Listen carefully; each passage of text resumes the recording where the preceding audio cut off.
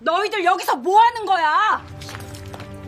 시장 통해서 굴러먹던 여자라 무식이 하늘을 찌르는구만. 비가 억수같이 쏟아지는 화요일 오후였습니다. 제 손에는 빗물에 젖어 눅눅해진 종이 가방과 딸아이가 좋아하는 파김치, 그리고 며칠 전부터 먹고 싶다던 소고기 장조림이 든 묵직한 반찬통들이 들려 있었죠. 평생 시장 바닥에서 국밥을 팔며 거칠어진 제 손마디가 오늘따라 유난히 시큰거렸지만 엄마가 해준 반찬이 제일 맛있어라며 웃던 딸 수진이의 얼굴을 생각하면 어느 정도 무게쯤은 아무것도 아니었습니다. 도착한 딸아이의 아파트 복도는 지독하리만큼 고요했습니다. 하지만 현관문 앞에 서서 초인종을 누르려던 순간 문틈 너머로 새어나오는 낯익은 목소리들에 저는 얼어붙고 말았습니다. 그것은 제 사위와 사돈어른, 그리고 제가 한 번도 들어본 적 없는 낯선 남자의 목소리였습니다. 그들은 거실에서 술판이라도 버린 듯 잔을 부딪히는 소리와 함께 아주 은밀하고도 추악한 모의를 하고 있었습니다. 아버지, 이제 거의 다 왔습니다. 장모님이 그 상가 건물 명의만 수진이한테 넘기면 제가 바로 제 명의로 돌릴 수 있게 서류 다 준비해뒀거든요. 사위의 목소리였습니다. 평소 저를 보면 장모님, 장모님 하며 깍듯하게 굴던 그 다정한 목소리는 온데간데 없고 오로지 탐욕에 찌든 비열한 웃음소리만 복도를 메웠습니다. 뒤이어 들려온 사돈의 목소리는 더 가관이었습니다. 그래, 그 노인네 시장에서 국밥 팔아모은 돈이 꽤 될 거야. 수진이 걔는 몸도 안 좋겠다. 이번 기회에 싹 다 긁어내서 우리 사업 자금으로 쓰자고. 며느리라는 게 다 그런 거 아니겠냐? 집안 살리라고 들어온 돈줄이지. 그들은 제 딸을 돈줄이라 부르며 낄낄거렸고 심지어는 딸아이의 병세가 악화되기를 바라는 듯한 입에 담지 못할 말들까지 서슴지 않았습니다. 제 가슴속에서 수십 년간 켜켜이 쌓아온 인내심이 단번에 무너져 내렸습니다. 손에 든 반찬통이 바르르 떨렸고 심장 소리가 귀청을 때릴 만큼 크게 울렸습니다. 본격적인 이야기를 시작하기 전에 잠시만 제 말씀을 들어주시겠습니까? 제 딸과 저의 이 이야기에 힘이 되어주실 분들은 지금 바로 구독과 좋아요를 한 번씩만 눌러주세요. 여러분의 응원 한 번이 저에게는 큰 위로가 됩니다.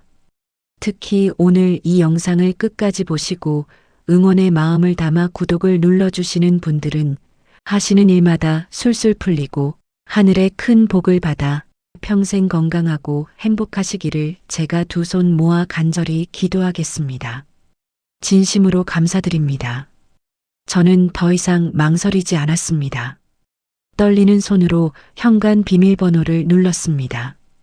띠리릭 하는 도어록 소리가 정적을 깨자 안쪽에서 들리던 웃음소리가 싹 가셨습니다. 거실로 들어선 순간 당황한 기색이 역력한 사위와 사돈의 얼굴이 보였습니다. 식탁 위에는 제 명의의 상가 등기부 등본과 인감증명서가 어지럽게 널려 있었고 그 옆에는 낯선 변호사가 서류 뭉치를 만지고 있었습니다.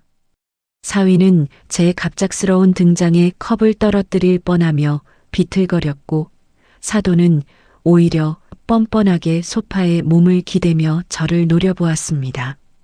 저는 아무 말도 하지 않았습니다. 아니, 말이 나오지 않았습니다. 대신 제가 들고 있던 그 무거운 반찬통들을 거실 한복판, 사위의 발치에 있는 비싼 대리석 바닥으로 온 힘을 다해 내던졌습니다. 쾅! 하는 굉음과 함께 반찬통이 깨지며 갓 담근 파김치와 시뻘건 양념들이 사방으로 튀어 올랐습니다. 사위가 입고 있던 수백만 원짜리 명품 양복 위로 김치국물이 사정없이 튀었고 사돈의 얼굴에도 고춧가루가 묻었습니다. 평생을 착한 엄마, 참는 장모로만 살아왔던 제 인생에서 처음으로 터져나온 가장 강력한 일격이었습니다. 당장 나가세요. 제 입에서 나온 목소리는 저조차 생소할 만큼 낮고 차가웠습니다. 사위는 김치국물을 닦아낼 생각도 못한 채 멍하니 저를 바라봤고 사돈은 기가 찬다는 듯 허탈한 웃음을 지었습니다. 하지만 그들은 아직 몰랐습니다. 제가 던진 것은 고작 반찬통이 아니라 그들의 추악한 인생을 송두리째 무너뜨릴 복수의 신호탄이었다는 것을요. 도대체 제가 왜 이토록 분노하게 되었는지, 그리고 이 파렴치한 인간들이 제 소중한 딸과 저에게 어떤 짓을 저질러 왔는지, 그 처절하고도 긴 싸움의 전말은 이제부터 시작됩니다. 여러분은 상상조차 못하실 겁니다. 사람이 사람에게 얼마나 잔인해질 수 있는지, 그리고 그 잔인함 끝에 어떤 대가가 기다리고 있는지를요. 하지만 그것이 끝이 아니었습니다. 제가 그들의 뒤를 쫓으며 발견한 진실은 이 거실에서의 모의보다 훨씬 더 끔찍하고 거대했으니까요. 제가 처음부터 이렇게 독한 마음을 품었던 것은 아니었습니다. 오히려 저는 평생을 바보 소리를 들을 만큼 참고 또 참으며 살아온 사람이었습니다. 30도 안 된 나이에 남편을 사고로 먼저 떠나보내고 제 손에 남은 것은 돌도 지나지 않은 핏덩이 딸 수진이와 시장 귀퉁이에 작고 허름한 국밥집 하나뿐이었습니다. 남들은 젊은 과부가 무슨 수로 아이를 키우겠느냐며 혀를 찼지만 저는 주저앉아 울 새도 없었습니다. 새벽 4시면 어김없이 시장통에 나가 사골을 끓이고 겨울이면 쩍쩍 갈라지는 손등에 연고를 발라가며 국밥을 날랐습니다. 제 인생의 목표는 단 하나였습니다. 우리 수진이만큼은 애비 없는 자식 소리 듣지 않게 남들 하는 것 다 시켜주고 기죽지 않게 키우는 것. 시장 상인들이 저보고 독종이라 불러도 저는 그저 웃었습니다. 그들이 소주 한 잔 기울일 때 저는 10원 한 장이라도 더 모아 수진이 통장에 넣었습니다. 제 옷 한 벌 사는 돈은 아까워서 시장 바닥에서 주운 작업복을 입고 지냈지만 딸아이 옷은 늘 백화점에서 제일 예쁜 것으로만 사입혔습니다. 수진이가 명문대에 합격하고 대기업에 취직하던 날 저는 시장 한복판에서 덩실덩실 춤을 췄습니다. 이제 내 고생도 끝이 났구나. 내 딸은 나처럼 뙤약볕 아래서 고생하며 살지 않아도 되겠구나 싶어 눈물만 났습니다. 하지만 행복은 아주 얄궂은 얼굴로 저를 찾아왔습니다. 수진이가 결혼하겠다며 데려온 지금의 사위 박서방을 처음 보던 날을 기억합니다. 번듯한 대기업 명함을 내밀며 제 투박한 손을 잡고 어머니 고생 많으셨습니다. 이제 제가 수진이 행복하게 해드리고 장모님도 편히 모시겠습니다라고 말하던 그 부드러운 목소리. 저는 그 말 한마디에 그만 마음을 다 내어주고 말았습니다. 시장 바닥에서 거친 사내들만 상대하며 살다 보니 저렇게 배운 사람의 정중한 태도에 속아 넘어간 것이지요. 사돈댁 형편이 그리 넉넉하지 않다는 이야기는 들었지만 저는 개의치 않았습니다. 돈이야 우리가 벌면 되는 것이고 사람이 제일 중요하다며 오히려 기가 죽어 있는 사위의 어깨를 토닥였습니다. 결혼 비용도 제가 거의 다 댔습니다. 딸아이가 시댁에서 눈치 보지 않기를 바라는 마음에 시장 귀퉁이에서 평생 피땀 흘려 모은 돈을 털어 서울 시내에 번듯한 아파트 전세 자금을 마련해 주었습니다. 그것도 모자라 사위가 타고 다닐 고급 세단까지 제 이름으로 뽑아주었죠. 시장 상인들은 저보고 제정신이냐며 자식한테 그렇게 다 퍼주면 나중에 찬밥 신세 된다고 말렸지만 저는 귀를 닫았습니다. 내 자식이 행복하면 그게 내 행복이지 무슨 계산이 필요하냐고 믿었습니다. 하지만 그 믿음이 제 등에 칼을 꽂는 치명적인 독이 될 줄은 꿈에도 몰랐습니다. 사돈 어른은 첫 상견례 자리에서부터 은근히 저희 집안의 재산 상태를 탐색했습니다. 시장 통해서 장사하는 사돈이 부끄럽다는 듯 코를 킁킁거리며 냄새를 맡는 신용을 하면서도 제가 재개발 지역에 가지고 있는 작은 상가 건물의 시세가 얼마인지를 물을 때는 눈이 번뜩였습니다. 당시 저는 그저 자식들을 위해 궁금하실 수도 있지라며 좋게 생각하려 애썼습니다. 하지만 결혼식이 끝나고 나자 사돈댁의 태도는 180도 달라졌습니다. 명절이나 생신 때만 겨우 얼굴을 비추던 사돈은 어느 날부터인가 수시로 제 국밥집에 찾아와 손님들 앞에서 큰 소리를 치기 시작했습니다. 마치 이 가게가 이미 자기 아들 것인 양 행세하며 일하는 아주머니들에게 무례하게 굴었죠. 무엇보다 가슴 아팠던 것은 수진이의 변화였습니다. 생기 발랄하던 아이가 결혼 후 1년이 지나면서 점점 말수가 적어지고 얼굴빛이 어두워졌습니다. 전화기 너머로 들려오는 목소리는 늘 가라앉아 있었고 가끔 친정에 올 때면 긴 소매 옷으로 팔뚝을 가리기 급급했습니다. 제가 어디 아픈 거 아니냐고 물으면 수진이는 그저 요즘 일이 많아서 그래, 엄마라며 억지 미소를 지었습니다. 저는 그때까지도 사위가 회사 일로 스트레스를 받아서 딸아이를 조금 힘들게 하는 수준일 거라고만 생각했습니다. 제가 나서면 고부 갈등이 더 심해질까봐, 부부싸움에 친정 엄마가 끼어들면 상황만 나빠질까봐 그저 참고 또 참았습니다. 하지만 사위의 탐욕은 제 인내심보다 훨씬 더 깊고 어두웠습니다.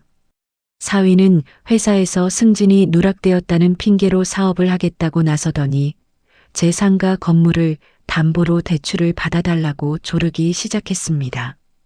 제가 거절할 때마다 그는 딸아이를 통해 저를 압박했습니다. 수진이는 밤늦게 저에게 전화를 걸어 울먹이며 엄마 한 번만 도와줘. 안 그러면 나 정말 힘들어라고 호소했습니다. 딸의 눈물에 약해진 저는 결국 상가의 월세를 떼어 사위의 생활비와 이자로 보태주기 시작했습니다. 그것이 지옥의 문을 여는 시작이었습니다. 사돈은 한술 더 떠서 제가 죽고 나면 어차피 수진이에게 갈 상가이니 미리 증여를 해서 세금을 아끼라고 저를 매일같이 괴롭혔습니다. 시장까지 찾아와 영업 방해를 하는 것은 예사였고 제 주변 상인들에게 제가 딸을 홀대한다는 헛소문을 퍼뜨려 저를 고립시켰습니다. 저는 점점 지쳐갔습니다. 평생을 남에게 싫은 소리 한마디 안 듣고 살아온 저에게 사돈댁의 무차별적인 공격은 정신을 피폐하게 만들었습니다. 그때 저는 아직 몰랐습니다. 수진이가 앓고 있던 병이 단순한 몸살이 아니라는 것을, 그리고 그들이 제 딸을 어떻게 서서히 죽여가고 있었는지를요. 그 처참한 진실을 마주하기까지 이제 겨우 며칠밖에 남지 않았다는 사실을 알았더라면 저는 결코 그 서류들을 내어주지 않았을 겁니다. 하지만 그때 저는 아직 몰랐습니다. 그들이 딸아이의 방 안쪽에서 어떤 끔찍한 연극을 꾸미고 있었는지를 말입니다. 결혼 전에는 그렇게 듬직해 보이던 사위 박서방의 본색이 드러나는 데는 그리 오랜 시간이 걸리지 않았습니다. 결혼 후 딱 1년이 지나자 사위는 본인이 다니던 대기업에서 능력을 인정받지 못한다는 핑계로 매일같이 술에 취해 들어오기 시작했습니다. 처음에는 저도 사회생활이 얼마나 힘들면 저럴까 싶어 안쓰러운 마음에 한우며 전복이며 몸에 좋다는 것은 다 싸들고 딸네 집을 들락거렸습니다. 하지만 사위의 태도는 날이 갈수록 가관이었습니다. 장모인 제가 정성껏 차려준 음식을 앞에 두고도 냄새가 역해서 못 먹겠다며 젓가락을 내던지기 일쑤였고 딸아이 수진이에게는 제 앞에서도 서슴없이 면박을 주었습니다. 그럴 때마다 사돈댁의 행태는 제 가슴에 대못을 박았습니다. 사돈은 저희 집에 올 때마다 제 손을 보며 사돈은 평생 시장 바닥에서 흙먼지 마시며 살아서 그런지 손끝만 봐도 천박함이 묻어난다며 대놓고 저를 모욕했습니다. 그러면서도 본인 아들의 길을 살려야 한다며 제 상가 건물에서 나오는 월세를 사위의 개인 사업 자금으로 돌리라는 요구를 노골적으로 하기 시작했죠. 사돈은 전형적인 가부장적 사고방식에 사로잡힌 사람이었습니다. 여자가 재산을 쥐고 있으면 집안 망조가 드는 법이라며 제가 죽고 나면 어차피 딸에게 갈 재산이니 세금 아낀다는 핑계로 미리 사위 명의로 돌려놓으라고 저를 매일같이 들볶았습니다. 저는 단호하게 거절했습니다. 그 건물은 단순히 돈 몇 푼 나오는 부동산이 아니었으니까요. 제가 무릎 연골이 다 닳아 없어지도록 국밥 배달을 하며 모은 피땀이었고 혹시라도 딸아이가 나중에 기댈 곳이 없을 때 마지막 보루가 되어줄 생명줄이었습니다. 제가 거절할 때마다 사위와 사돈의 공격은 더욱 치졸해졌습니다. 사위는 제가 건물을 넘겨주지 않자 딸 수진이를 투명인간 취급하기 시작했습니다. 생활비를 끊어버리는 것은 예사였고 사돈은 수진이에게 너희 친정 엄마는 돈밖에 모르는 노인네다. 내가 중간에서 역할을 못하니 우리 아들이 밖으로 도는 거다라며 딸아이의 자존감을 바닥까지 짓밟았습니다. 수진이는 점점 야위어 갔습니다. 가끔 친정에 올 때면 화장으로도 가려지지 않는 한 기색이 역력했고 좋아하는 음식 앞에서도 입맛이 없다며 깨작거렸습니다. 저는 그게 단순히 시댁 식구들과의 갈등 때문인 줄로만 알았습니다. 수진아, 조금만 참아라. 사람이 살다 보면 다 좋을 때만 있겠니? 엄마가 상가 건물 잘 지키고 있다가 나중에 너한테 다 줄 거니까 지금은 내가 조금만 더 잘해라. 저는 그렇게 딸아이를 타일렀습니다. 지금 생각하면 그 말이 수진이에게는 얼마나 큰 고문이었을지, 제 어리석은 인내가 딸의 영혼을 어떻게 갉아먹고 있었는지 생각만 해도 가슴이 찢어집니다. 사위의 탐욕은 멈출 줄 몰랐습니다. 그는 제가 건물을 내놓지 않자 아예 대놓고 본인의 부모를 딸의 신혼집에 들였습니다. 시부모를 모시고 살게 된 수진이는 이제 파출부나 다름없는 처지가 되었습니다. 사돈은 아픈 며느리에게 새벽부터 칠첩반상을 차려내라고 닥달했고 사위는 옆에서 방관하며 오히려 우리 엄마 고생시키지 말라고 거들었습니다. 그들은 수진이를 인간으로 대하는 것이 아니라 자신들의 욕망을 채워줄 도구로 여기고 있었습니다. 사돈은 저를 만날 때마다 사돈이 고집을 부릴수록 수진이만 힘들어지는 거 모르겠냐며 협박조로 말했습니다. 그들의 눈에는 제가 일궈온 재산만 보였을 뿐 그 재산의 주인인 저나 그 재산을 물려받을 제 딸의 고통은 안중에도 없었습니다. 갈등이 극에 달하던 어느 날 사위는 저에게 무릎을 꿇고 빌기 시작했습니다. 사업을 확장하려는데 딱 5억만 보증을 서달라는 것이었습니다. 저는 끝까지 거절했고 그날 이후 사위의 눈빛은 살기마저 띄기 시작했습니다. 그는 제가 없는 곳에서 수진이에게 입에 담지 못할 폭언을 퍼부었고 사돈은 한술 더 떠서 제 가게 주변 상인들에게 제가 딸을 학대해서 딸이 병이 났다는 허무맹랑한 소문을 퍼뜨렸습니다. 저는 점점 고립되어 갔습니다. 세상 천지에 제 편은 하나도 없는 것 같은 외로움 속에서도 저는 오로지 수진이 하나만을 생각하며 버텼습니다. 하지만 그들은 이미 제가 모르는 곳에서 훨씬 더 끔찍한 음모를 꾸미고 있었습니다.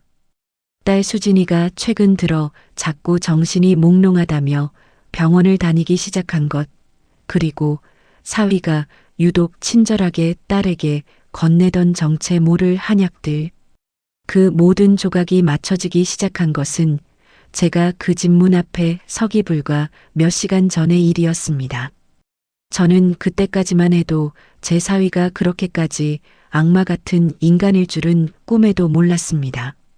그가 제 딸의 생명보다 제 건물을 더 소중히 여기고 있었다는 사실을 알게 된 순간 제 세상은 무너져 내렸습니다. 하지만 그것은 시작에 불과했습니다.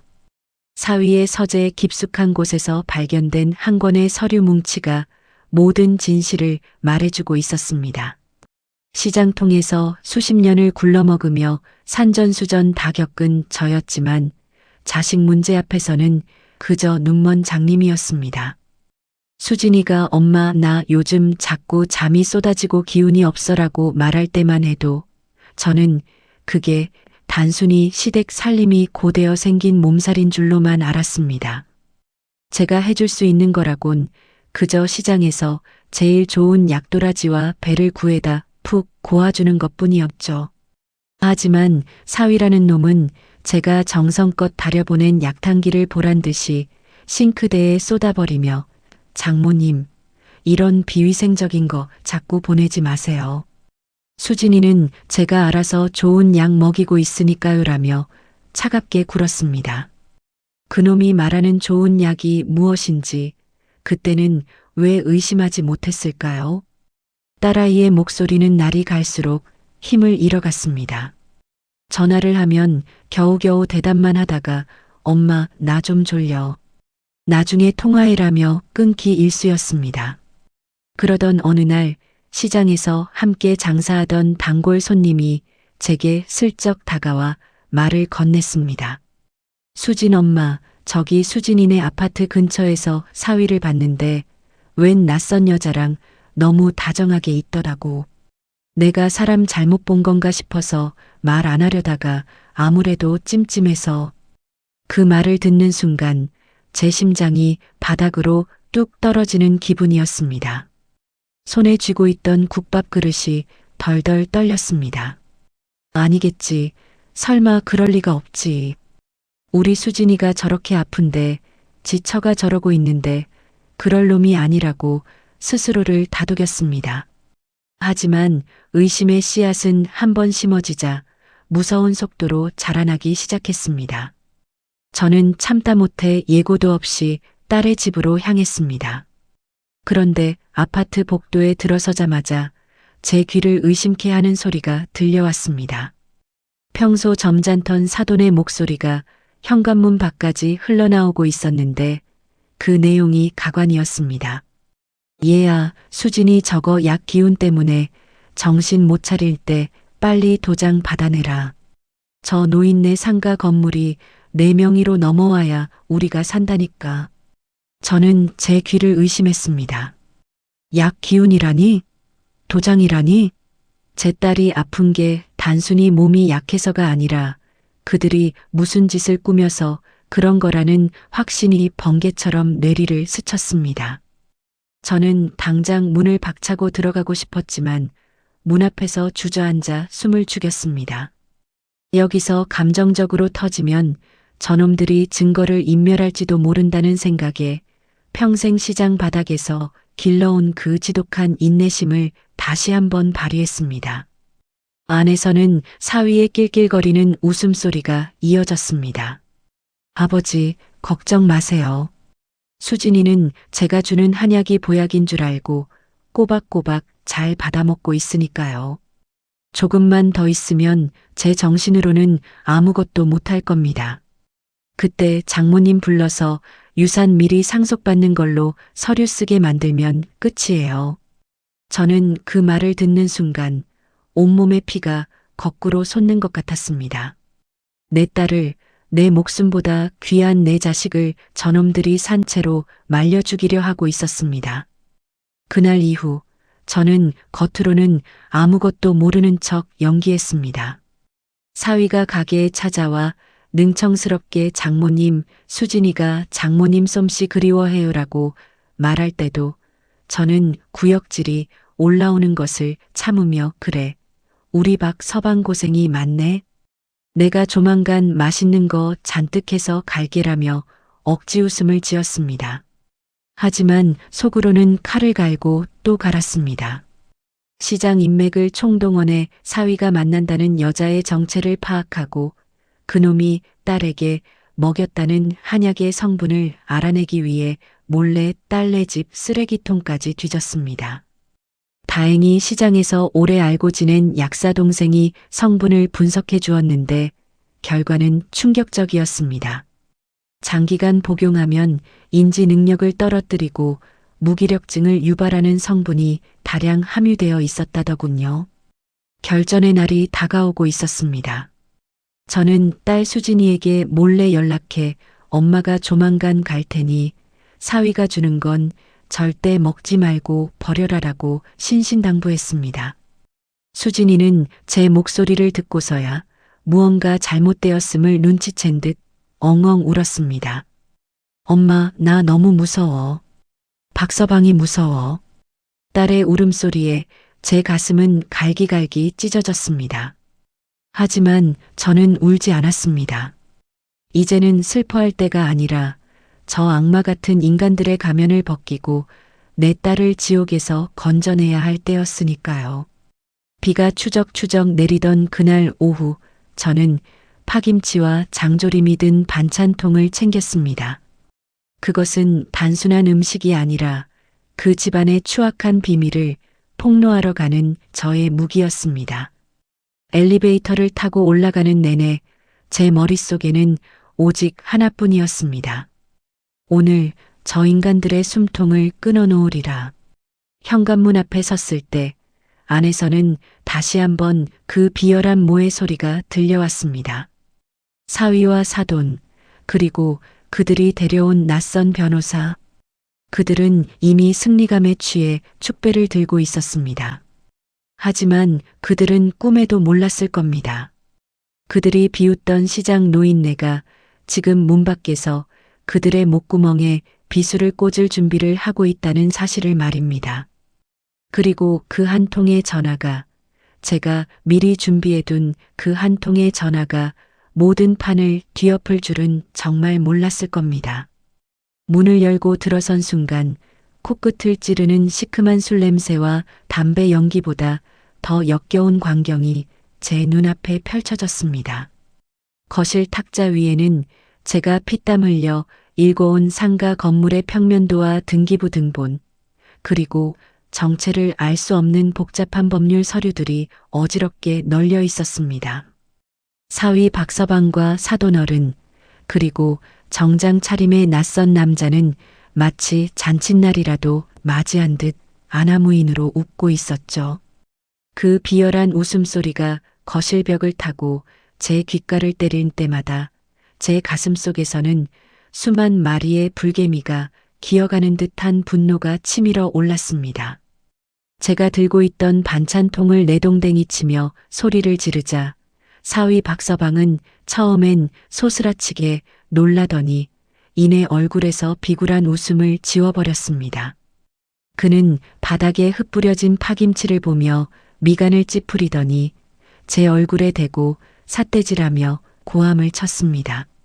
아니, 장모님, 이게 지금 무슨 무례한 짓입니까? 남의 집에 허락도 없이 들어와서 귀한 서류들을 다 버려놓고 이 비싼 대리석 바닥을 김치국물로 도배를 하시면 어떡합니까? 그의 목소리엔 평소 저를 어머니라 부르던 가식적인 다정함은 눈 씻고 찾아볼 수 없었습니다. 오직 재산을 뺏으려던 계획이 망가질까봐 전전긍긍하는 탐욕스러운 짐승의 포효뿐이었죠. 소파에 거만하게 다리를 꼬고 앉아있던 사돈 또한 혀를 끌껄 차며 저를 비웃었습니다. 쯧쯧, 역시 시장 바닥에서 무식하게 장사하던 버릇은 어디 안 가는구만. 사돈, 우리가 지금 수진이 미래를 위해서 얼마나 중요한 상의를 하고 있는데 이렇게 무식하게 굴어요? 어차피 수진이 저 몸뚱아리로 건물 관리나 제대로 하겠소? 우리 아들이 알아서 키워주겠다는데 고마운 줄을 알아야지. 사돈의 입에서 나온 말들은 칼날이 되어 제 심장을 도려냈습니다. 제 딸을 마치 고장난 물건 취급하며 자신들의 배를 불릴 도구로 여기는 그 뻔뻔함에 저는 눈앞이 캄캄해졌습니다. 저는 떨리는 손을 부여잡고 안방으로 달려갔습니다. 문을 벌컥 열자 어두컴컴한 방 안에서 신음하며 누워있는 딸 수진이가 보였습니다. 아이는 제가 들어온 줄도 모른 채 초점 없는 눈으로 천장만 바라보고 있었습니다. 며칠 사이에 얼굴은 반쪽이 되었고 손등에는 링거 바늘 자국이 시퍼렇게 멍들어 있었습니다. 저는 수진이를 끌어안고 오열했습니다. 수진아, 엄마 왔다. 엄마가 미안해. 엄마가 너무 늦었어. 제 목소리에 겨우 고개를 돌린 수진이는 제 옷자락을 꽉 쥐며 떨리는 목소리로 속삭였습니다. 엄마, 나 저 사람들이 무서워. 자꾸 이상한 약을 줘. 나 좀 살려줘, 엄마. 딸의 그 한마디에 저는 완전히 이성을 잃었습니다. 저는 수진이의 핸드폰을 챙겨 거실로 다시 뛰쳐나갔습니다. 사위는 제가 방에서 나오자마자 제 앞을 가로막으며 핸드폰을 뺏으려 들었습니다. 장모님, 수진이는 환자예요. 당장 방에서 나가세요. 법적으로 따지면 장모님 지금 주거침입인 거 아시냐고요. 사위의 눈에는 살기마저 서려 있었습니다. 그는 제가 딸과 대화하는 것조차 차단하려 했고, 만약 제가 계속 저항하면 물리적인 힘이라도 쓰겠다는 듯 저를 거칠게 밀쳤습니다. 하지만 저는 예전의 유약한 노파가 아니었습니다. 저는 사위의 눈을 똑바로 응시하며 소리쳤습니다. 주거침입? 고소해라, 이 짐승만도 못한 놈들아. 너희가 수진이한테 먹인 그 약들, 그리고 방금 밖에서 내가 다 들은 그 추악한 공모 내용들, 내가 하나도 빠짐없이 다 기록해뒀다. 제 외침에 사위와 사돈의 얼굴이 순간적으로 창백해졌습니다. 사위는 당황한 듯 곁에 있던 변호사에게 눈짓을 보냈고, 변호사는 제게 다가와 위협적인 어조로 말했습니다. 어르신, 지금 하시는 말씀 다 명예훼손입니다. 증거도 없이 이러시면 큰일 나요. 좋게 말할 때 서류에 도장 찍고 나가시죠. 그들은 끝까지 저를 무시하고 짓밟으려 했습니다. 사돈은 가부장적인 권위를 내세우며 어디 여편네가 남자들 상의하는 데 끼어드냐며 제 머리채라도 잡을 기세로 다가왔습니다. 그들의 머릿속엔 오로지 제가 가진 상가 건물의 시세와 그것을 팔아치울 궁리뿐이었습니다. 사위는 제가 건물을 넘겨주지 않으면 수진이를 병원에 강제로 입원시켜버리겠다고 협박까지 했습니다. 딸의 생명을 볼모로 돈을 요구하는 그들의 모습은 인간의 탈을 쓴 악마 그 자체였습니다. 저는 그 자리에서 주저앉아 울지 않았습니다. 오히려 머릿속이 차갑게 식어가는 것을 느꼈습니다. 시장 바닥에서 거친 남자들에게 욕을 들어가며 국밥 한 그릇 팔아모은 제 돈이 이딴 인간들의 도박 자금과 유흥비로 쓰이게 둘 순 없었습니다. 저는 품 안에서 조용히 녹음기를 꺼내 그들 앞에 내보였습니다. 그리고 제 인생에서 가장 단호한 결심을 내렸습니다. 너희가 왜 이렇게까지 돈에 미쳤는지 그 이유 내가 모를 줄 알았니? 제 한마디에 사위의 눈동자가 심하게 흔들리기 시작했습니다. 그는 자신이 숨기고 있던 가장 치명적인 비밀을 제가 이미 알고 있다는 사실을 눈치챈 듯 했습니다. 그들의 탐욕이 왜 그토록 절박했는지, 사위가 왜 그토록 서둘러 건물을 넘겨받으려 했는지에 대한 본격적인 진실이 드러나기 시작한 순간이었습니다. 하지만 그것은 제가 준비한 반격의 아주 작은 시작에 불과했습니다. 사위 박서방이 그토록 숨기고 싶어 했던 두 번째 집의 비밀이 터져 나오기 시작하자 거실의 공기는 순식간에 얼어붙었습니다. 사위 박서방의 얼굴이 흑빛으로 변하는 것을 보며 저는 끓어오르는 분노 너머로 차가운 확신을 가졌습니다. 이 인간이 단순히 제 건물을 탐내는 수준을 넘어 왜 이토록 쫓기듯 수진이를 벼랑 끝으로 몰아세웠는지 그 추악한 속사정을 저는 이미 조력자들을 통해 파헤친 뒤였으니까요. 사위는 제가 시장에서 국밥을 팔며 사람 상대하는 법을 배웠다는 사실을 간과했습니다. 저는 국밥 한 그릇에 인생의 밑바닥을 쏟아내는 수많은 사내를 봐왔고 박서방 같은 부류가 어떤 냄새를 풍기는지 누구보다 잘 알고 있었습니다.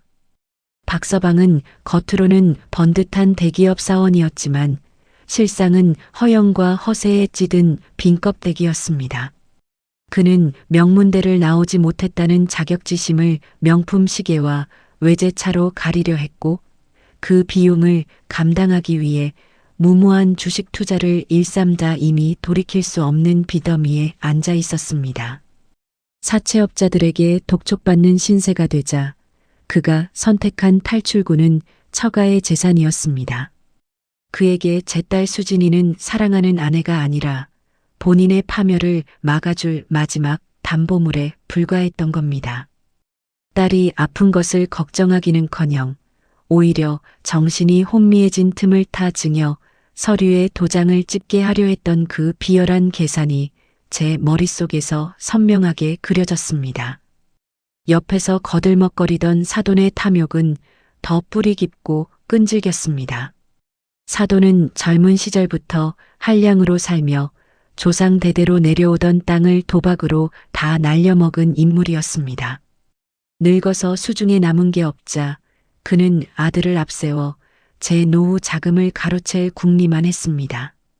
자식 덕 보는 게 부모의 도리라는 해괴막막한 논리를 들이대며 사돈은 아들의 빚을 갚아주는 대가로 상가 건물에서 나오는 월세의 절반을 자기 몫으로 챙기기로 사위와 이미 합의를 본 상태였습니다. 그들에게 인륜이나 도덕 따위는 사치였습니다. 오로지 누가 더 많이 가져가느냐는 육식동물 같은 생존 본능만 남은 상태였죠. 사위는 제가 상가 건물을 순순히 내놓지 않자 제 딸을 정신적으로 고립시키는 잔인한 방식을 택했습니다. 수진이가 먹던 약의 수면 성분과 인지 저하를 유발하는 약물을 교묘히 섞어 넣은 것은 물론이고 장모님이 내가 모자라서 건물을 안 주는 거다라며 모녀 사이를 이간질했습니다. 딸아이는 몸이 아픈 와중에도 저에게 미안함과 죄책감을 느끼며 스스로를 자책하게 되었고 그 틈을 타 사돈은 수진이에게 내가 효도를 하려면 건물 명의부터 옮겨서 남편 사업을 도와야 한다며 가스라이팅을 일삼았습니다. 가부장적인 권위와 효라는 이름의 족쇄로 제 딸의 목을 조르고 있었던 겁니다. 더욱 기가 막힌 사실은 사위에게 숨겨둔 두 번째 집이 있었다는 점입니다. 그는 제 돈을 빼돌려 이미 다른 여자와 살림을 차리고 있었습니다. 내 연녀에게는 조만간 상가 건물을 팔아 외국으로 나가 살자며 달콤한 약속을 늘어놓았더군요.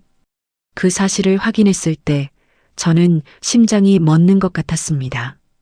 제 딸은 거실에서 그들의 눈치를 보며 죽어가고 있는데 그 돈으로 다른 여자와 도망칠 계획을 세우고 있었다니요. 인간의 탈을 쓰고 어떻게 이런 짓을 할 수 있는지 그들의 탐욕은 바닥을 알 수 없는 심연과도 같았습니다. 그들은 제가 시장통 노인네라 아무것도 모를 줄 알았을 겁니다. 법이라곤 파출소 문턱도 안 넘어봤을 무식한 할머니라고 비웃었겠죠. 하지만 저는 시장 바닥에서 살아남기 위해 누구보다 법보다 무서운 사람의 마음을 읽는 법을 배웠습니다. 제가 건물을 넘겨주는 척 연기하며 시간을 버는 동안 사위의 계좌 흐름과 사돈의 도박빚 독촉장, 그리고 사위가 내연녀와 드나들던 호텔 CCTV 기록까지 모두 제 손안에 들어왔습니다. 제가 고용한 조력자들은 시장에서 제 국밥으로 배를 채우며 자라난 이제는 어엿한 변호사와 수사 전문가가 된 제 시장 아들들이었습니다. 사위는 제가 침묵을 지키자 드디어 제 발등에 도끼를 찍었다고 확신했을 겁니다. 서류 뭉치를 흔들며 승전보를 울리려던 그 순간 저는 그들의 얼굴을 하나하나 뜯어보았습니다. 돈에 눈이 멀어 핏줄도 의리도 버린 가엾고도 추악한 영혼들. 저는 그들에게 제가 준비한 가장 잔인하고 통쾌한 선물을 건네줄 준비를 마쳤습니다. 사위 박서방이 드디어 서류를 제 앞으로 밀어넣으며 어머니, 이제 사인만 하시면 모든 게 편해집니다라고 속삭였습니다. 그 가증스러운 입술을 보며 저는 조용히 핸드폰을 꺼내 한 통의 번호를 눌렀습니다. 여보세요? 예, 지금 들어오시면 됩니다. 제 말이 끝나기 무섭게 굳게 닫혀있던 현관문이 다시 한번 거칠게 열렸습니다. 사위와 사돈의 눈이 휘둥그레졌고 거실에는 차가운 긴장감이 감돌았습니다. 하지만 들어온 사람은 경찰만이 아니었습니다. 사위의 얼굴이 하얗게 질리다 못해 푸르스름하게 변한 것은 그 문을 통해 들어온 의외의 인물 때문이었습니다. 과연 그 문을 열고 들어온 사람은 누구였을까요? 그리고 그 인물의 등장이 이 파렴치한 인간들의 계획을 어떻게 박살냈을까요? 다음 단계에서 그 숨막히는 반전이 펼쳐집니다. 현관문이 열리고 들어온 사람은 경찰뿐만이 아니었습니다. 사위 박서방의 얼굴이 종이장처럼 하얗게 질린 이유는 경찰들의 뒤를 따라 들어온 한 여인 때문이었죠. 바로 박서방이 제 상가 건물을 팔아 함께 도망치려 했던 그 내연녀였습니다. 그녀의 손에는 박서방이 그동안 건물을 가로채기 위해 작성했던 비밀각서와 수진이에게 먹였던 약물의 출처가 적힌 메모리가 들려 있었습니다. 사위는 믿었던 사람에게 배신당했다는 충격에 입을 벌린 채 제자리에서 굳어버렸고 사돈은 갑작스러운 상황 변화를 받아들이지 못하고 애꿎은 경찰들에게 삿대질하며 소리를 질러댔습니다. 하지만 이것은 제가 수개월 동안 치밀하게 준비한 반격의 서막에 불과했습니다. 저는 그동안 시장 바닥에서 번 돈을 한 푼도 허투루 쓰지 않았습니다. 사위가 내연녀와 함께 드나들던 오피스텔의 임대료가 제 상가 건물 월세에서 빠져나갔다는 증거부터 사돈이 도박판에서 제 건물을 담보로 잡히고 쓴 차용증까지 모두 확보해 두었습니다. 제가 고용한 조력자들은 시장에서 제 국밥을 먹으며 자란 시장 아들들이었습니다. 이제는 대형 로펌의 유능한 변호사가 된 정호와 사이버 수사대에서 잔뼈가 굵은 민수였습니다. 그들은 어머니, 저희가 수진이 누나 복수 확실하게 해드릴게요라며 밤낮 없이 증거를 수집해 주었습니다. 저는 사위에게 마지막 기회를 주는 척하며 며칠 전 미리 덫을 놓았습니다. 박서방, 내가 생각을 해봤는데 건물 명의를 넘겨주기로 했네. 대신 수진이 병원 기록이랑 자네가 먹인다는 약 성분표 좀 가져오게나. 보험사에 제출해야 한다니까. 탐욕에 눈이 먼 사위는 제가 제안한 덫을 덥석 물었습니다. 그는 제가 건물을 넘겨준다는 말에 눈이 멀어 본인이 수진이에게 먹였던 인지 저하제의 구입 영수증과 처방 기록을 위조하여 제게 가져왔습니다. 본인 손으로 직접 자신의 범죄 증거를 제 품 안에 던져준 꼴이었죠. 저는 그 서류들을 받는 순간 이제 이 인간들의 숨통을 끊을 준비가 끝났구나라고 확신했습니다. 거실의 긴장감은 극에 달했습니다. 사위는 경찰들의 눈을 피하며 어떻게든 내연녀의 입을 막으려 안간힘을 썼지만 이미 저와 손을 잡은 그녀는 차가운 눈빛으로 사위의 모든 범죄 행각을 낱낱이 고해 바쳤습니다. 박서방이 제 딸의 인감도장을 몰래 복사했던 날의 날짜부터 제가 죽으면 건물을 어떻게 처분할지 적어두었던 계획서까지 모두 공개되었습니다. 사돈은 상황이 불리하게 돌아가자 갑자기 가슴을 움켜쥐며 쓰러지는 연기를 시작했습니다. 아이고, 사돈이 사람 잡네. 생사람을 잡어. 하지만 이미 현장에 도착한 구급대원들은 사돈의 맥박이 누구보다 정상이라는 것을 확인하고는 싸늘한 시선을 보낼 뿐이었습니다. 저는 그 아수라장 속에서 천천히 안방 문을 열었습니다.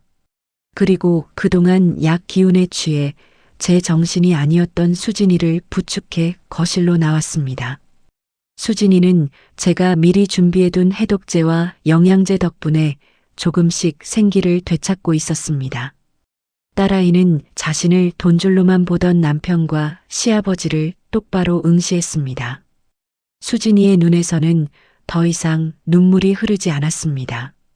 오직 그동안 겪어온 지옥 같은 시간들에 대한 서늘한 분노만이 서려 있었습니다. 수진이는 경찰에게 사위가 자신을 협박하며 강제로 약을 먹였던 녹취 파일을 건넸습니다. 사위는 그제야 사태의 심각성을 깨달은 듯 제 발치를 붙잡으며 비굴하게 빌기 시작했습니다. 장모님, 제가 잘못했습니다. 제가 빚 때문에 잠깐 눈이 멀었어요. 수진아, 너 나 사랑하잖아. 한 번만 살려줘. 그 역겨운 목소리를 들을 때마다 제 귀가 오염되는 기분이었습니다. 사돈 또한 사돈, 자식 앞길 막아서 뭐 하겠소? 우리 아들 감옥 가면 수진이 팔자는 어떻게 되겠냐고 라며 끝까지 제 딸을 볼모로 협박을 멈추지 않았습니다. 가부장적 사고방식에 찌든 그들에게 며느리는 죽어서도 그 집 귀신이어야 한다는 식의 뻔뻔한 논리였습니다. 저는 그들의 추악한 얼굴을 하나하나 뜯어보았습니다. 저들이 바로 내 귀한 딸의 영혼을 갉아먹고 제 평생의 노고를 비웃던 인간들이었습니다. 저는 품 안에서 마지막 서류 한 장을 더 꺼냈습니다. 그것은 사위가 내연녀와 함께 제 건물을 담보로 불법 대출을 받으려 했던 정황이 담긴 금융감독원 통지서였습니다. 사위의 얼굴은 이제 하얗게 질리다 못해 푸르스름한 죽은 사람의 안색이 되었습니다. 박서방, 자네가 내 건물을 노릴 때 나는 자네 인생의 기반을 허물고 있었네. 자네가 내 딸에게 먹인 그 약물, 그리고 그 비열한 모의. 이제 세상 천지에 다 알려질 거야. 제 말이 끝나기 무섭게 경찰들이 사위와 사돈의 손목에 수갑을 채우려 다가갔습니다. 사위는 발악하며 도망치려 했지만 이미 거실은 포위된 상태였습니다. 이제 남은 것은 그들이 저지른 죄의 대가를 가장 처절하고 통쾌하게 치르게 만드는 일뿐이었습니다. 하지만 변수가 발생했습니다. 사돈이 품 안에서 칼을 꺼내 들고는 제 딸 수진이를 위협하며 인질극을 벌이려 한 것입니다. 다 물러나. 안 그러면 인연 죽여버리고 나도 죽을 거야. 순간 거실에는 비명이 터져나왔고 경찰들이 총을 겨누며 대치하는 극한의 상황이 벌어졌습니다. 과연 저는 이 절체절명의 위기에서 어떻게 제 딸을 구하고 저 악마 같은 인간들을 무너뜨렸을까요? 참았던 분노가 마침내 폭발하는 그 순간 사이다 같은 반전의 클라이맥스가 다음 이야기에서 이어집니다. 칼날이 수진이의 하얀 목덜미 근처에서 번뜩이는 순간 제 심장은 멎는 것 같았습니다. 사돈은 핏발선 눈으로 주위를 둘러보며 짐승 같은 소리를 질러댔죠. 다 물러나. 내 아들 수갑 채우기만 해봐. 인연 목을 따버리고 나도 여기서 콱 죽어버릴라니까. 사위라는 놈은 그 아수라장 속에서도 지 애비를 말리기는커녕 경찰들 뒤로 숨어 제 살길만 찾고 있었습니다. 평생 시장 바닥에서 험한 꼴 다 봤지만 제 자식 목숨을 담보로 광기를 부리는 인간을 마주하니 온몸의 피가 차갑게 식다 못해 끓어올랐습니다. 하지만 저는 비명을 지르지 않았습니다. 오히려 그 어느 때보다 차분해졌습니다. 아니, 차분해져야만 했습니다. 제가 여기서 흔들리면 수진이가 죽는다는 생각뿐이었으니까요. 경찰들이 총을 겨누며 진입하려 하자 저는 손을 들어 그들을 제지했습니다. 그리고 한 걸음 한 걸음 사돈을 향해 다가갔습니다. 제 발소리가 거실 대리석 바닥에 울릴 때마다 사돈의 손이 미세하게 떨리는 것을 놓치지 않았습니다. 저 인간은 지금 무서운 겁니다. 자신이 평생 공들여 세운 탐욕의 성이 무너지는 소리에 정신을 놓아버린 비겁한 겁쟁이일 뿐이었습니다. 사돈, 그 칼 치우세요. 그 칼로 내 딸 끝끝내 건드리면 당신은 오늘 여기서 죽는 게 문제가 아니라 당신 아들 박서방 인생이 어떻게 되는지 똑똑히 보게 될 겁니다. 제 목소리는 낮고 단단했습니다. 사돈은 당황하며 칼을 휘둘렀지만 저는 눈 하나 깜빡하지 않았습니다. 저는 품 안에서 핸드폰을 꺼내 스피커폰을 켰습니다. 거기서 흘러나온 것은 사위 박서방이 내연녀와 통화하며 자기 아버지를 비하하던 녹취 파일이었습니다. 아버지, 저 노인네 건물만 넘어오면 바로 시골 요양원에 쳐넣을 거야. 도박 빚이나 지는 짐승 같은 영감탱이를 내가 왜 모시고 살아?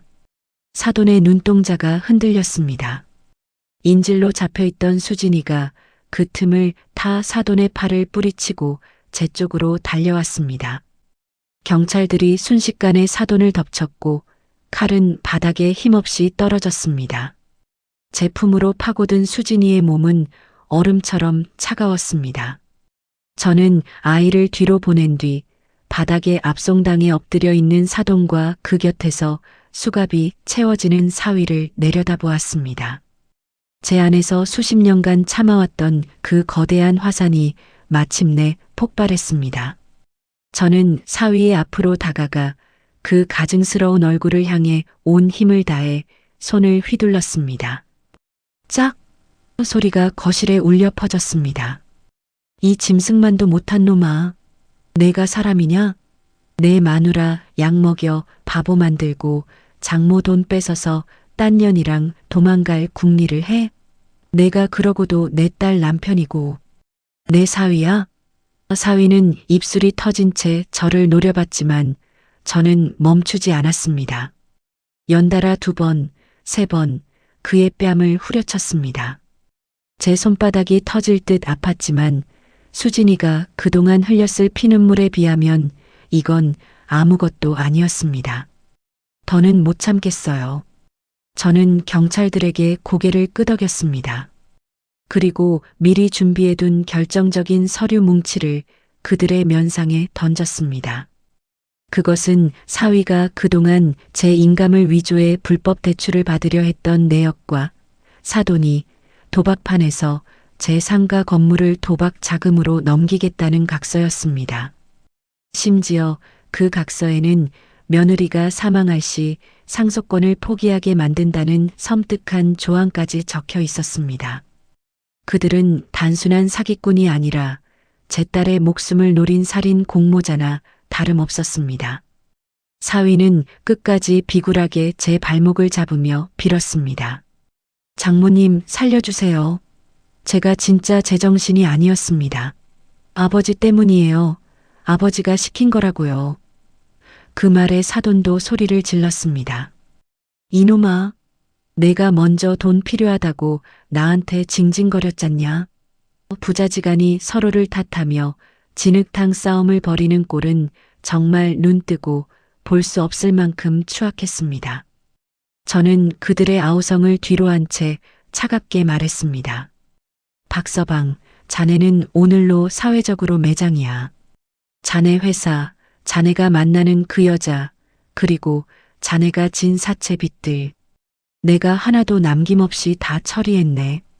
감옥에서 나오면 자네를 기다리는 건 억대의 빚과 빨간 줄 뿐일 거야.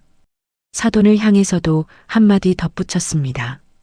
사돈, 당신이 그렇게 좋아하던 도박, 이제 감옥 안에서 실컷 하죠? 당신이 담보로 잡혔던 그 각서들, 내가 다 경찰에 넘겼으니까. 그들은 경찰차에 끌려가면서도 서로에게 욕설을 퍼부었습니다. 거실은 다시 고요해졌지만 바닥에 흩어진 파김치 양념과 깨진 반찬통 조각들이 그동안 우리가 겪은 참혹한 전쟁의 흔적을 보여주고 있었습니다. 저는 바들바들 떨고 있는 수진이를 다시 한번 꽉 안아주었습니다. 수진아, 이제 됐다. 이제 정말 끝이야. 엄마가 다 끝냈어. 수진이는 제 품에서 참았던 울음을 터뜨렸습니다. 그것은 공포의 눈물이 아니라 캄캄한 지옥에서 드디어 빛을 본 사람의 안도 섞인 통곡이었습니다. 하지만 제 복수는 여기서 완전히 멈춘 것이 아니었습니다. 그들이 감옥 안에서도 평생 잊지 못할 마지막 선물이 하나 더 남아 있었으니까요. 과연 제가 그들에게 남긴 마지막 일격은 무엇이었을까요? 그리고 모든 것이 끝난 후 우리 모녀에게 찾아온 진짜 평화는 어떤 모습이었을까요? 마지막 이야기들에서 그 시원한 마무리가 이어집니다. 수갑을 찬 사위와 사돈이 경찰들에게 끌려나가는 그 찰나의 순간, 저는 마지막으로 한 번 더 그들의 앞을 가로막았습니다. 이제 모든 것이 끝났다고 생각하며 안도하기엔 제 딸 수진이가 견뎌온 지옥 같은 시간들이 너무나도 억울하고 분했기 때문입니다. 저는 품 안에서 낡은 서류 봉투 하나를 더 꺼내 사위의 가슴팍에 거칠게 던졌습니다. 그것은 사위가 그토록 숨기고 싶어 했던 내연녀와의 관계 정산서이자 그가 빼돌린 공금에 대한 고발장이었습니다. 박서방, 자네가 내 딸을 버리고 선택한 그 여자 말이야. 내가 그 여자한테 자네의 실제 빚 규모와 자네가 우리 수진이한테 저지른 짓들, 그리고 자네 인생이 오늘부로 어떻게 끝장날지 아주 상세히 알려줬네. 지금 자네 집 앞에 가보면 알 거야. 자네 짐가재 도구들이 복도에 다 내팽개쳐져 있을 테니까. 사위의 눈동자가 갈 곳을 잃고 격하게 흔들렸습니다. 믿었던 내연녀에게마저 버림받았다는 사실이 그에게는 감옥에 가는 것보다 더 큰 충격인 듯 했습니다. 사돈 또한 발악하며 소리를 질렀습니다. 이 무식한 여편네야. 내가 감히 우리 집안을 망쳐? 내가 나가기만 해봐. 너랑 내 딸녀는 지구 끝까지 쫓아가서 가만 안 둘 거야. 그 추악한 협박에 저는 코웃음을 쳤습니다. 사돈, 나가긴 어딜 나갑니까? 당신이 내 건물을 담보로 도박판에서 쓴 가짜 차용증들, 그거 사기죄로 추가 고소 들어갔어요. 그리고 당신이 젊은 시절부터 저질러온 정가들, 이번에 싹 다 털리게 될 겁니다. 당신은 평생 감옥 안에서 국가가 주는 밥이나 먹으며 썩게 될 거야. 저는 경찰들에게 고개를 숙여 인사한 뒤 현관문을 열어젖혔습니다. 비가 그치고 들어오는 차가운 공기가 거실 안의 역겨운 냄새를 씻어내는 것 같았습니다. 경찰차의 사이렌 소리가 멀어질 때까지 저는 미동도 하지 않고 서 있었습니다.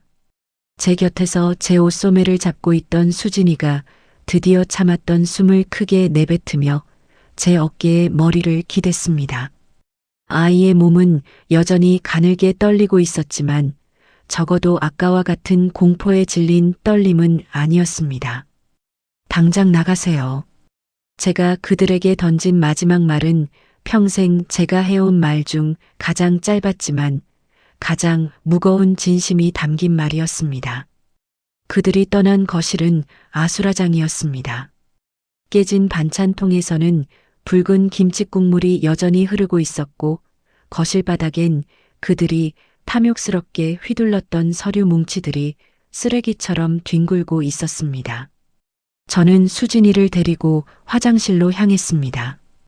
따뜻한 물을 틀고 아이의 거칠어진 손과 얼굴을 닦아주었습니다. 수진이는 멍하니 물줄기를 바라보다가 갑자기 제 손을 꽉 잡았습니다. 엄마, 나 이제 정말 자유야? 박서방 다시 안 오는 거지? 그 무서운 약도 이제 안 먹어도 되는 거지? 아이의 질문에 저는 가슴이 미어지는 것 같았지만 짐짓 단호하게 대답했습니다. 그래, 수진아. 이제 아무도 너 못 건드려. 엄마가 다 끝냈어.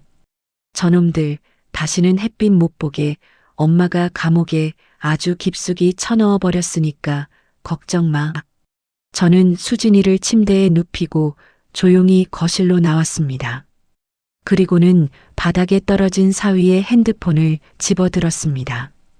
그 안에는 사위가 내연녀에게 보냈던 수많은 메시지들이 가득했습니다. 수진이를 어떻게 하면 빨리 처리하고 돈을 가로챌 수 있을지 모의했던 그 섬뜩한 대화들. 저는 그 메시지들을 하나하나 캡처해서 이미 변호사에게 전달해둔 상태였습니다. 사위는 감옥에서도 이 증거들 때문에 가석방조차 꿈꾸지 못할 것입니다. 하지만 그것이 전부는 아니었습니다. 저는 사돈의 주머니에서 떨어진 낡은 수첩 하나를 더 발견했습니다. 거기엔 사돈이 그동안 며느리인 수진이에게 요구했던 돈의 목록과 제가 죽으면 건물을 팔아치울 날짜까지 치밀하게 적혀 있었습니다. 그들은 처음부터 우리 모녀를 가족이 아닌 사냥감으로 여기고 있었습니다. 저는 그 수첩을 가슴에 품고 한참을 울었습니다. 내 딸이 이런 인간들 틈바구니에서 얼마나 외롭고 무서웠을지 그 고통의 깊이를 짐작조차 할 수 없어서 제 자신이 너무나 원망스러웠습니다. 저는 거실에 불을 끄고 창밖을 보았습니다. 어둠이 내린 도시는 여전히 평온해 보였지만 우리 모녀의 삶은 오늘 이후로 완전히 바뀌게 될 것입니다. 저는 다시는 예전처럼 누군가를 쉽게 믿지 못할지도 모릅니다. 하지만 괜찮습니다. 제게는 이제 지켜야 할 가장 소중한 딸이 있고 그 딸을 위해 다시 일어설 용기가 생겼으니까요.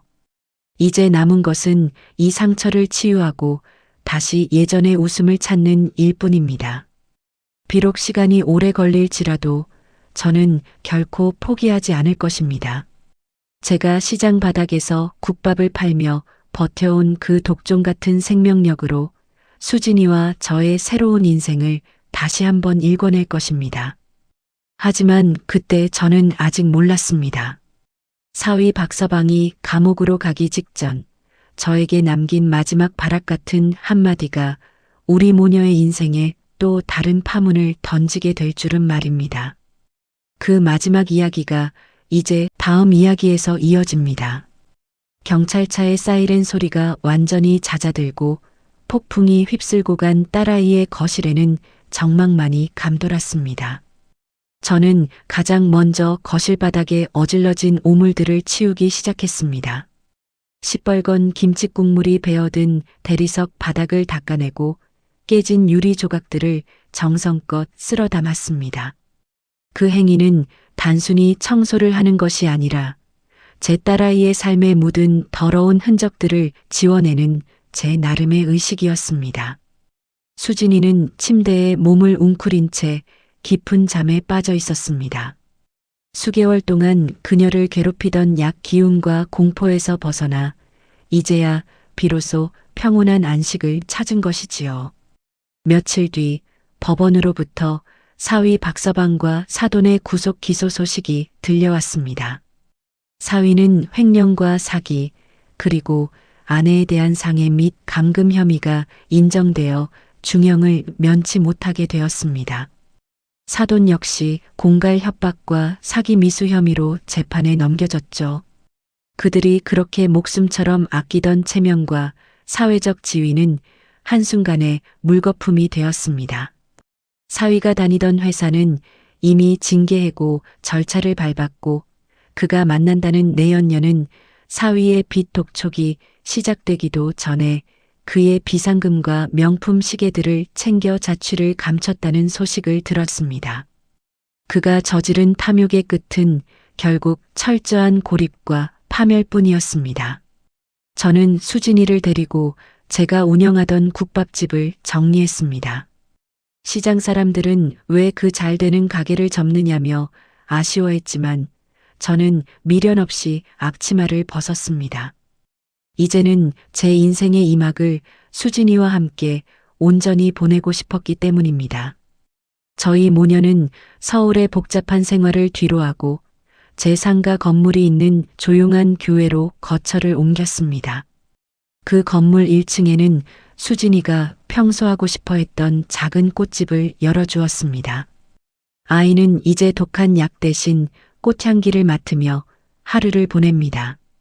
가끔 꽃집 구석에서 손님들에게 차를 내어주며 웃는 딸아이를 볼 때면 저는 시장 바닥에서 흘린 수십 년의 피땀이 결코 헛되지 않았음을 느낍니다. 이 사건을 겪으며 저는 뼈저린 교훈을 얻었습니다. 부모의 사랑은 때로는 칼이 되어야 한다는 사실입니다. 무조건 참아주고 자식이니까 다 내어주고 사위니까 믿어주는 것이 능사가 아니었습니다. 진정한 사랑은 내 소중한 사람을 해치려는 악마들로부터 방패가 되어주는 것이고 필요하다면 그들의 목을 칠 수 있는 단호함을 갖추는 것이었습니다. 제가 착한 장모로만 남으려 했다면 제 딸은 지금쯤 차가운 무덤 속에 있었을지도 모릅니다. 착함이 무기가 되지 못할 때 그것은 그저 악인들의 먹잇감이 될 뿐이라는 것을 저는 인생의 끝자락에서야 배웠습니다. 여러분, 혹시 여러분 주변에도 가족이니까 나중에 다 내 것이 될 거니까라는 달콤한 말로 여러분의 희생을 강요하는 사람이 있습니까? 혹은 여러분이 일궈온 소중한 결실을 당연하게 여기며 탐내는 인간들이 있나요? 그렇다면 절대로 침묵하지 마세요. 그들의 탐욕은 결코 여러분의 인내로 채워지지 않습니다. 오히려 여러분이 참을수록 그들의 이빨은 더 날카로워질 뿐입니다. 내 자식을 지키기 위해서 그리고 나 자신을 지키기 위해서 때로는 가장 독한 사람이 되어야 합니다. 그것이 이 험한 세상을 살아가는 우리 시니어들이 갖춰야 할 마지막 지혜입니다. 이제 저와 수진이는 매일 아침 함께 산책을 하며 평범한 행복을 누립니다. 가끔 시장 사람들이 찾아와 제 국밥 맛이 그립다고 투정 섞인 인사를 건네면 저는 웃으며 직접 담근 파김치를 싸주곤 합니다. 이제는 누군가를 해치기 위한 무기가 아니라 진정으로 사랑하는 사람들을 위로하는 따뜻한 반찬으로 말입니다. 제 이야기가 누군가에게는 통쾌한 복수극으로 누군가에게는 뼈아픈 경고로 들리겠지요. 하지만 무엇보다 저는 이 이야기가 지금 이 순간에도 홀로 고통받고 있을 어느 누군가에게 당신도 할 수 있다는 용기가 되기를 간절히 바랍니다. 이제 정말 행복해요. 수진이가 꽃다발을 만들며 저에게 건넨 이 한마디가 제 인생 최고의 칭찬이었습니다. 저는 이제 더 이상 시장통의 억척스러운 할머니가 아닙니다. 제 딸을 지켜낸 승리자이자 제 인생의 진정한 주인으로 살아가고 있습니다. 여러분의 인생도 누군가의 먹잇감이 아닌 오롯이 여러분 자신의 향기로 가득 차길 진심으로 응원합니다. 오늘 제 긴 이야기를 끝까지 들어주셔서 감사합니다. 여러분의 생각은 어떠신가요? 혹시 여러분도 비슷한 경험을 하셨거나 제 복수가 너무 과했다고 생각하시나요? 여러분의 소중한 의견을 댓글로 남겨주세요. 하나하나 읽어보며 여러분과 소통하고 싶습니다. 이 영상이 도움이 되셨다면 구독과 좋아요 부탁드립니다. 여러분의 응원이 저와 수진이에게는 큰 힘이 됩니다. 그럼 다음에도 가슴 뻥 뚫리는 시원한 사연으로 찾아뵙겠습니다. 모두 평안한 하루 되시길 바랍니다.